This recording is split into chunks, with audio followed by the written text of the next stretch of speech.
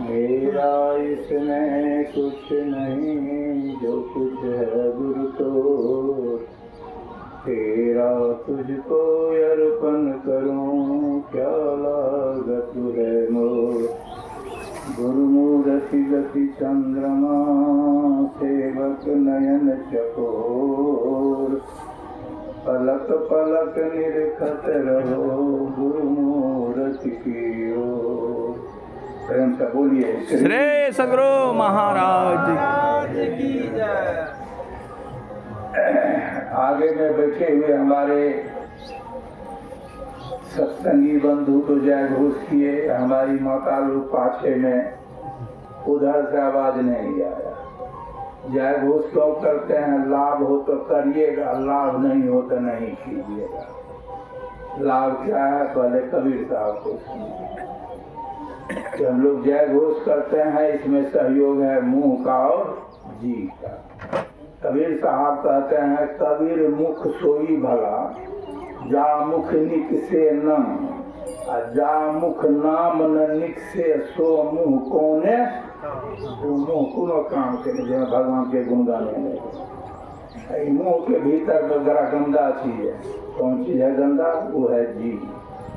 कबीर साहब कहते हैं, कबीर जिह्वा सोई भली, कबीर जिह्वा सोई भली, जो रटे हरि नाम, नहीं तो काट के फेंक दो, मुंह में भली न चाम। चाम मुंह में रखने का चीज नहीं है, इसको काट के फेंकिए। लेकिन दिया है किसके लिए? यही जय घोष करने के लिए। आप विचारिए मन में कि क्यों दिया मुंह और जी, इसका उपयोग करें। प्रेम से बोलिए श्री सद्गुरु महाराज की अव्यक्त रूप में परमारा सदगुरु महाराज के चरणों में कोटि सा नमन। मंचा से विद्वान वक्ता प्रोफेसर बिंदेश्वरी बाबू, पुराने सत्संगी हमारे ओम बाबू, सत्संग व उपस्थित पूज गुरुजन, पूजरिया माता भक्तिमती बहनों को सादर बंदे। आज का जो यह विशेष सत्संग है, हमारे गवैया जी राजेंद्र बाबू के बड़े भाई के श्राद्ध के अवसर पर यह सत्संग का आयोजन किया गया है। कबीर साहब कहते हैं कि जब किसी के नाम पर सत्संग होता है तो वह सबके नाम पर सत्संग नहीं होता है। कबीर साहब कहते हैं, जन्म जन्म के पुण्य का जब होता है संग, तब तिनके नाम पर होता है सत्संग। राजेंद्र बाबू के बड़े भाई पुण्यात्मा थे। आज उसके परिवार के लोग मधेपुरा से बोलिए लोगों को बुला के आज ज्ञान का वर्षा करा रहे हैं, वो पुण्यात्मा थे। मैं परमारा सदगुरु महाराज से प्रार्थना करता हूँ, जहाँ भी उनकी आत्मा हो उनको शांति दें। आगे पाठ जो हुआ है वही विषय बनता है, मानस से पाठ हुआ है मानव शरीर के संबंध में। पूर्व वक्ता के द्वारा सब बात सुन ही लिए हैं, जो बचा है थोड़ा बहुत मैं कहने का कर रहा हूँ। ये जो पाठ हुआ है, ये पाठ उपदेश देने वाले कौन हैं? भगवान राम। अयोध्या जो लोग गए हैं वहाँ दरबार है, वहाँ भगवान राम का जहाँ उपदेश दिया दरबार बना हुआ, हम 2 बार 3 बार गए हैं। भगवान राम उपदेश दिए हैं, किनको दिए हैं? गुरुजन गुरुजन सबों को बुला के दिए। उसके राज में किसी तरह का कोई दुख नहीं था, उन्हीं का उपदेश है। राम के संबंध में कबीर साहब को सुनिए, वो क्या करते हैं। एक राम दशरथ घर डोले, दूजा राम सब घट घट बोले, तीजा राम सकल पसारा, चौथा राम जगत से न्याय। कौन राम? 4 तरह का राम, परमात्मा। सगुण राम दशरथ घर डोले, शरीर का धारण किया, रजोगुण तमोगुण सतोगुण। सगुण राम दशरथ घर डोले, अजीब राम सब घट घट बोले। ब्रह्म राम जगत पसारा, निर्गुण राम जगत से न्यारा। ये परमात्मा के संबंध में। ये मानव शरीर जो मिला है, इसके संबंध में चूंकि यह संत मत का सत्संग है। संत मत का मतलब हुआ संतों का विचार। तो संत मत का एक संत खाली गुरु महाराज का आपने सुना और संत का विचार सुनिए। मानव शरीर के संबंध में उनका क्या विचार है। बंगाल के एक संत हुए रामकृष्ण परमहंस जी महाराज, वो माँ काली को अपने हाथों से भोजन कराते थे। कलकत्ता में है, अपने हाथों से भोजन कराते थे। वो कहते हैं दुर्लभ मानव जीवन पाकर जिन्होंने ईश्वर पाने की चेष्टा नहीं किया, उसका जन्म लेना बेकार है। मानव शरीर मिला है परमात्मा को पाने के लिए। यदि हम नहीं पाते हैं तो जीवन के सार्थकता नहीं है। उनके शिष्य स्वामी विवेकानंद, सभी पढ़े लिखे लोग जानते हैं, उनके वाणी में आया है मनुष्य और पशु में सिर्फ एक ही अंतर है। वह अंतर यह है कि हम भक्ति करके ईश्वर को पा सकते हैं, ईश्वर बन सकते हैं, लेकिन यह काम पशु से नहीं होगा। आगे आपने पाठ में सुना कि 84 लाख दुनिया है, 30 लाख स्थावर जानो, 9 लाख जलचर को मानो, 11 लाख में कीट कहावे, 20 लाख पक्षी कहलावे, 4 लाख वानर समुदाय। जब यह कट जावे तो दुर्लभ मनुष्य। 84 लाख दुनिया को पार करने के बाद ये मानव शरीर मिला है। पुनः कबीर साहब को सुनिए, कबीर साहब क्या कहते हैं। कबीरा मानुष जन्म दुर्लभ है, मिले न बारंबार, ज्यों फल पके मीयू गिरे बहुरी न लागी डार। पका हुआ फल वृक्ष से नीचे गिर जाएगा, फिर वृक्ष में जाके यह शरीर भाइयों बहनों मिला है, फिर मिलने को नहीं है। संत तो कहेंगे करना नहीं करना समझना तो आपके हाथ का और मेरे हाथ का चीज। गुरु महाराज कहते हैं क्षण क्षण पल पल समय सिरावे, नरतन दुर्लभ फेरो नहीं पावे। गुरु महाराज वही कहते हैं कि यह मानव शरीर फिर तुमको मिलने वाला नहीं है। यही विचारना है। ये मानव शरीर दुर्लभ क्यों हुआ? पहले शुरू से लीजिए, जन्म होता है, हमारी माता लोग जानती है। बच्चे का जन्म कैसे होता है? जन्मत पहले छीक भई, पाछे दिन रो, पाछे तुम्हें प्रश्न करी, कुशल कहाँ से हो। जन्म जब लिए थे उसी समय दुख आपका पीछा, यात्रा अशुभ हो गया, छींक दिया, बच्चा छींकता है, बाद में रो देता है। कबीर साहब कहते हैं शुभ अशुभ हो गया, इसको शुभ करना है शरीर को। क्या करना आगे कहते हैं, सुना कबीर साहब की वाणी है। कोई तन दुखी, कोई मन दुखी, कोई धन बिन रहत उदार, थोड़े थोड़े सभी दुखी। संसार में सारे लोग दुखिया हैं, सुखी कौन है? सुखी राम के। इतना मनुष्य का हुआ, संसार के प्राणियों का, देवता का सुनिए कबीर साहब से। तंधर सुखिया कोई न देखा, जो देखा सो दुखिया हो।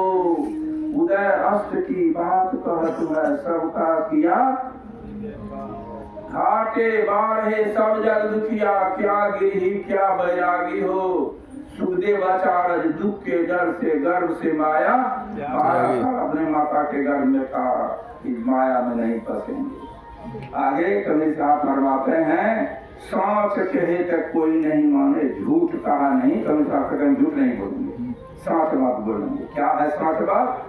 ब्रह्मा विष्णु महेश्वर दुखिया जी राह चलाई हो। तीनों देवता जो जन्म देता है हम लोगों को, जो पालन करते हैं और जो संहार करते हैं, तीनों।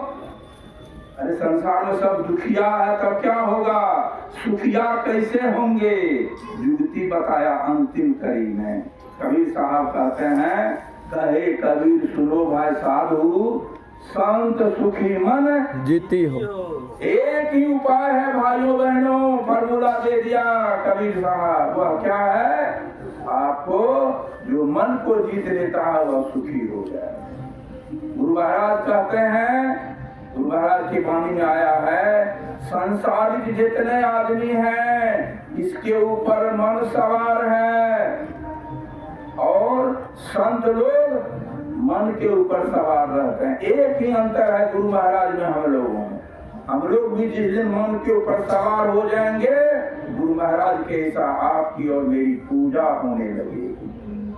आगे ये मानव शरीर के संबंध में समय कम है, ठंडा का महीना है, विद्वान वक्ता से आप लोग सुनना चाहते हैं, संक्षेप में थोड़ा सा सुनिए। पुनः कबीर साहब की बाणी कहूंगा। भजन तो बड़ा बढ़िया है, गला नहीं बढ़िया है।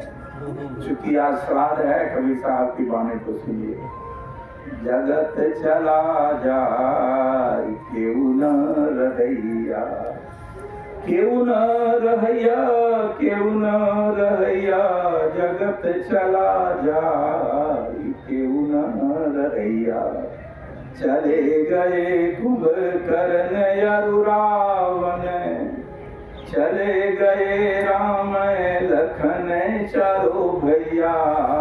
जगत चला जाए केहू न रहैया। चले गए गोपी नंद जसोमती मैया, चले गए ग्वाल बाल कृष्ण कन्हैया। जगत चला जाए केहू न रहैया। भजन लंबा है, शॉर्ट कर दिया। राम चले गए, कृष्ण चले गए, संसार में जो लोग आए हैं सबको आए हैं सो जाएंगे। राजा रंक फकीर एक सिंहासन चढ़ चले बंधे जा। संसार में जितने लोग आए हैं सब जाने के लिए आए हैं। एक ब्रह्मानंद स्वामी उनकी वाणी को सुनिए। 2 दिन का जग में मेला, सब चला चली का खेला। कोई चला गया, कोई जावे, कोई गठरी बांध केस पर गया, मतलब गठरी बांध लिया, हम लोग जाने की तैयारी है। ये संसार में रहने वाले लोग नहीं है। करना क्या ही विचारना है। दोबारा के वाणी में आया है, लोग कहते हैं हमको काम धंधा बाल बच्चा से फुर्सत नहीं है। मैं कहता हूँ जमराज आवेगा तो फुर्सत मिलेगा कि नहीं? जमराज आवेगा छोड़ देगा, जिसको बेटा का ब्याह करना है, बेटी करना है। दोबारा की दूसरी वाणी श्री वो कहते हैं, जो 83 साल उम्र दिल्ली राजगीर में, मेरी उम्र 83 साल की है, इससे अधिक उम्र के भी लोग होंगे, लेकिन जो आगे का ख्याल नहीं करता वो निरा बच्चा है। हम लोग को आगे का ख्याल करना चाहिए। क्या करना चाहिए? कबीर साहब कहते हैं, कबीर सो धन संचिए जो आगे का हो, माथ चढ़ाए गांठरी जात न देखा कोई। कबीर साहब कहते हैं वैसा धन जमा करो जो आगे इस जन्म के बाद काम में आवेगा। वह धन क्या है? यही भक्ति रूपी धन है। जब तक भक्ति रूपी धन जमा नहीं करेंगे काम नहीं चलेगा।